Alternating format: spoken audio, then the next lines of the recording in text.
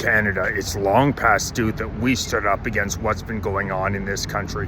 Just announced Q1 2025, Mark Carney and the insane Liberals have allowed another 800,000 immigrants into the country between permanent and part-time residents, 291,000 asylum claimees, more than a 1,500% increase in the past decade alone.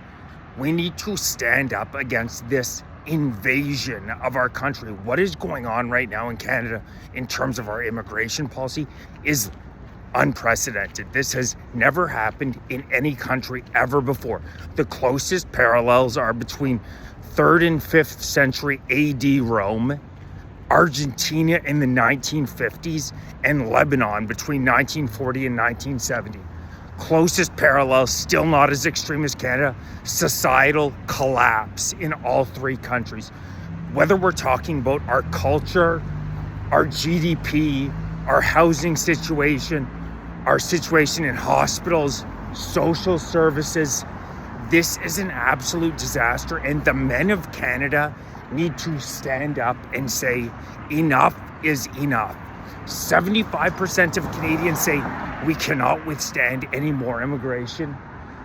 The fact that this government, under Mark Carney, I cease to even call it a government, but this government claims to work on the behalf of the Canadian people, while at the same time enacting policies that over 3 in 4 Canadians oppose.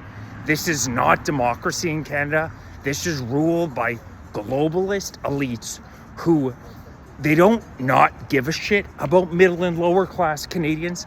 They actively dislike middle and lower class Canadians. They think you're suckers. They think that you're a peasant, and they think that we're going to bow down to whatever Mark Carney and the cabal around him do. Mark Carney implements the policies, first of all, because he's an insanely far left wokey, but second of all, because Brookfield Asset Management, where he worked for 10 years, owns $37 billion worth of real estate in Canada, more than doubled since Justin Trudeau took office. And for him, or for her, you could say, it's a pure numbers game. He does not give a shit about our culture. He does not give a shit about preserving Canadian values. He does not give a shit about those of us who have ancestors who died in World War I, World War II. He doesn't care about freedom of expression. He tramples over freedom of expression. So did Trudeau. They trample all over our Charter of Rights and Freedoms. Canadian men need to stand up and say, enough is enough. Because if we don't, this country, I rue to think of what Canada is going to look like in 5 years with these insane immigration policies. Already 26.4% of the country is first generation immigrant. Over 50% of the country is either first or second generation immigrant. Do you understand how disrespectful this is to our ancestors who fought and died to hand us down a land where we were going to have opportunity? And in 2015, when Trudeau was elected, we had an absolutely ideal setup, the second largest landmass in the world, only 32 million people on the landmass, fantastic natural resources. For the past 11 years, due to this woke mind virus, this liberal insanity, they have done absolutely everything they can to destroy the perfect setup that Canada has. You cannot tell me that in the past decade, the radical transformation in this country is not overly apparent to anybody who has spent their entire life here. It's incredible. Walking around today versus even 10 years ago, the extreme changes we're undertaking, and the liberals will say, oh, it's a multicultural society. It's gotten so much better. That's an absolute joke. I can list off objective fact after objective fact about our GDP, about our healthcare system. I personally know 2 people who passed away who didn't have to due to the ridiculously slow healthcare system we have, where immigration plays a massive role in the slowdowns there. But it's more than that. It's about being a proud Canadian. Now you cannot walk down a Canadian street without seeing foreign flags waved all over the place, fake body bags on our streets, fake blood on people's hands, masked thugs getting police escorts in Canada. We are We are actively promoting these people. But I know there are a hell of a lot more patriotic Canadians than there are these imbeciles are on the way out. You just watch Mark Carney speak. It's a goddamn embarrassment. This man is supposed to be the leader of our country. He cannot get through a press conference without going, It's a goddamn embarrassment. We need the men of this country to stand up and say, enough is enough of this garbage.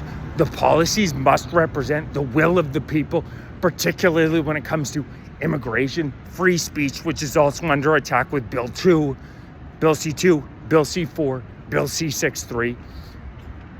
I won't go into an incredible amount of detail, but Bill C2 essentially gives the government the ability to look through any Canadian's communications or mail if it's in the so-called national security interest, more extreme than the Patriot Act post 9/11. Bill C4 absolves the Liberal government of any responsibility for misuse of Canadians' data going back to the year 2000. I wonder why they could possibly want to implement that. And Bill C63 sets up a so-called Digital Safety Commission, which will be packed with 10 wokies who will then have the ability to put you under house arrest and with an ankle bracelet if, I kid you not, they deem it you are likely to say something hateful in the future. Our Charter of Rights and Freedoms is under threat. Our sovereignty as a country is under threat. The pillars of Western civilization are under threat. That's why I'm setting up a rally Saturday, September 13th, Parliament Hill, noon, Take Canada Back rally. This coincides with the rally that they're having in the UK. Canadian patriots need to stand up.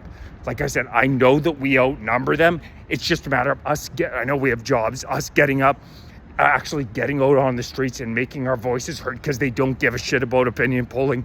They are not going to listen to us, this cabal of elites, unless we actually get out in the streets. So Saturday, September 13th, Parliament Hill, rally to Take Canada Back. Canadian patriots out there. If you're on YouTube, please like, subscribe. Make sure you're following me on YouTube, because the Canadian government does not like dissidents. If you're following me on TikTok, give me a super chat to support the movement. Really appreciate it. I know we outnumber these guys 10-1. It's just a matter of us getting out on the streets and making our voices heard. We are going to say bye-bye to Carney and his woke comrades looking to destroy this country.